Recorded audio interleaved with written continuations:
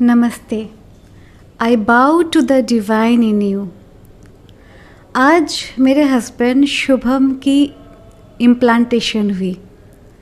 मैं आपको कोशिश करती हूँ रियल लाइफ सिनेरियोस से लेके एग्जाम्पल्स दूँ, क्योंकि शायद वो ज़िंदगी को ज़्यादा टच करती है rather than bookish knowledge, because anything which comes from the heart spoken with experience carries a lot of value. I believe that, and I hope the same is your belief. Implantation तो चलिए, it's a 3-month long process. Today was the first day. I realized something. He had not been grateful for the natural gift God had given him. उन्होंने अपने दांत का educate care नहीं रखा होगा, तभी जाके एक्सट्रैक्शन कराना पड़ा और अब implantation. This is the problem with all of us actually. आजकल ये बहुत चला है, gratitude, we must be grateful. हमें डायरी में लिखना है why we are so why we should be feeling so thankful to God for our eyes, hands, ears, everything. Fact है, पर उसके इम्प्लांटेशन के कारण जब मैं इसके बारे में सोचने लगी, I got few insights and I would be really glad to share whatever I felt with all of you. देखिए, everything we have, including our nails, we have to be grateful for. Even our hair. अगर आप पढ़ोगे तो आपको पता चलेगा हमारी ये आईब्रोज भी एक पर्पस से दिया गया है। इट्स जस्ट नॉट कि ऐसे ही भगवान ने यहाँ बना दिया आईब्रोज। हर एक चीज़ के पीछे एक रीज़न है, हर एक चीज़ के लिए हमें थैंकफुल होना है। बट कुछ चीज़ें ऐसी हैं जो वाइटल है। I am not saying anything is less important, I am not saying that the hands are more important than the feet. Everything is equally important and has its own place.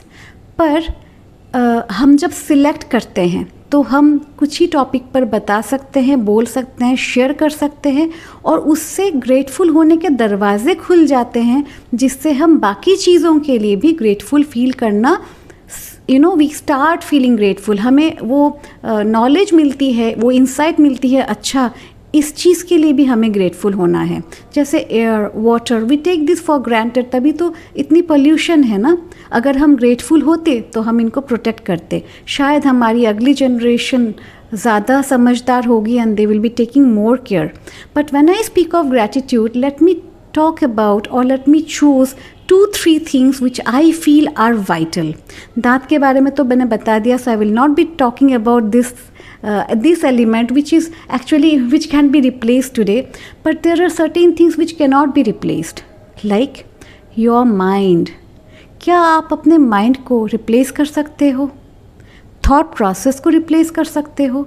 Heart replacement तो आपकी हो जाएगी, पर जो मन, बुद्धि और उसके बीच में आने वाली विचार है वो आपका है, उस पर आपका हक है। क्या वो रिप्लेस हो सकती है या वो खरीदी जा सकती है? डेफिनेटली रिप्लेस हो सकती है विथ पॉजिटिव थॉट्स, बट वो खरीदी नहीं जा सकती ना। We need to be grateful for that great opportunity God has given us to evolve. अगर हमारा थॉट प्रोसेस ही ना हो तो आप सोच के देखो ना, तो क्या हम पशु के लेवल में नहीं रह जाते? क्या हम वृक्ष के लेवल पे नहीं रह जाते? It is the thought process, the capacity to think which makes us human, which makes us different, which makes us stand out. एक और चीज़ हमारी आईज़, एक और चीज़ हमारी ज़ुबान।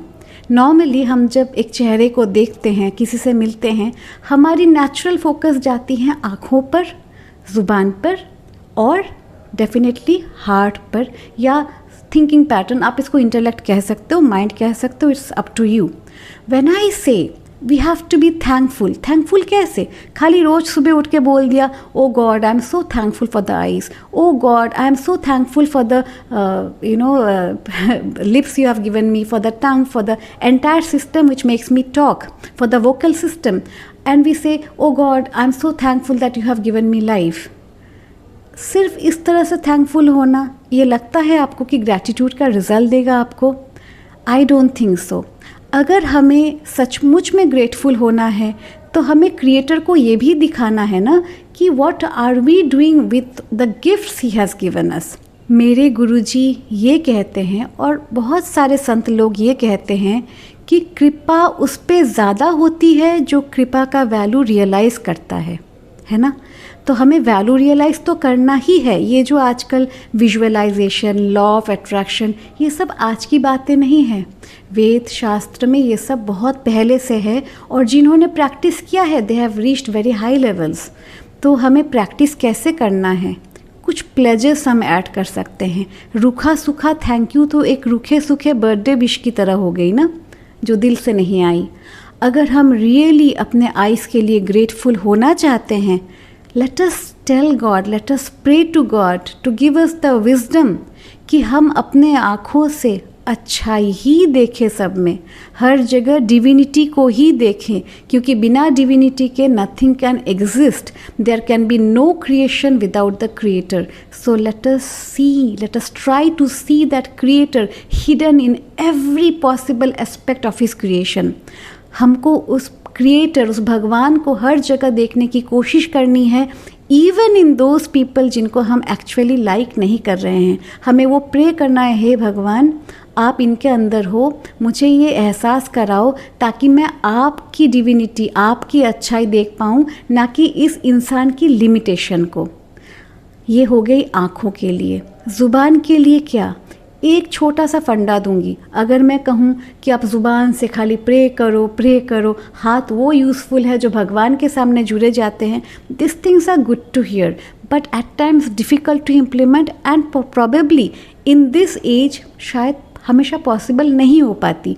लोगों की बिलीफ सिस्टम भी अलग अलग है। There are some people who feel very good, who take pride in calling themselves atheist.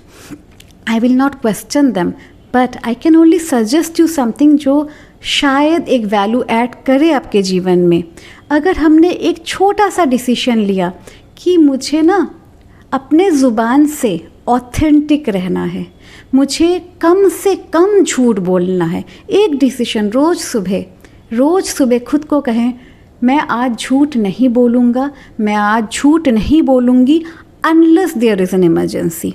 तो अगर हमने ये छोटी सी चीज़ प्रैक्टिस कर ली, then we can tell God thank you God for the freedom of speech, thank you God for the vocal system you have given me, thank you God for allowing me to express my feelings, and that you have given me this, I will use this very capacity to talk whatever is authentic, to speak up for the truth, to say the truth about myself. अब इस journey में ऐसा होगा आपके साथ कि आप लोगों के नज़रों से गिरोगे। जैसे कोई आपको कहे कि आप मंदिर जा रहे थे, आपको ये कहना पड़े नहीं मैं मॉल जा रहा था या मैं मॉल जा रही थी, तो आप उस इंसान के नज़रों में थोड़ा सा डिसरेस्पेक्ट देख सकते हो, पर यकीन मानो आप आपके नज़रों में चढ़ जाओगे। When you come back home at night you will be able to feel that peace within yourself कि मैंने सच बोला।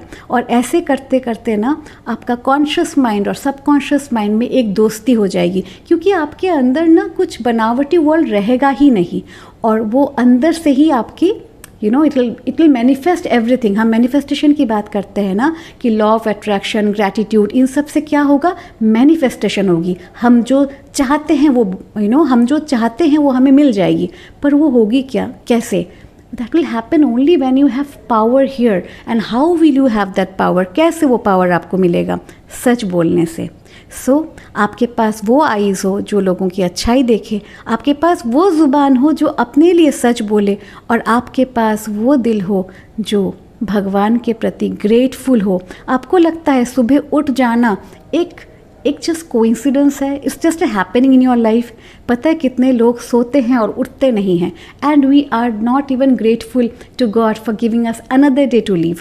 अब भगवान ने एक दिन आपको दिया है, क्रिएटर ने एक दिन आपको दिया है, उसको इस तरह से जीने की कोशिश करते हैं हम, ताकि हमें रात को सोते समय खुशी हो, I have lived the day to my fullest potential. So that's all from my side today. I hope you will remain grateful. Take care of your teeth so that you don't have to go for implantation so early in your life. And I wish you all the best. Namaste.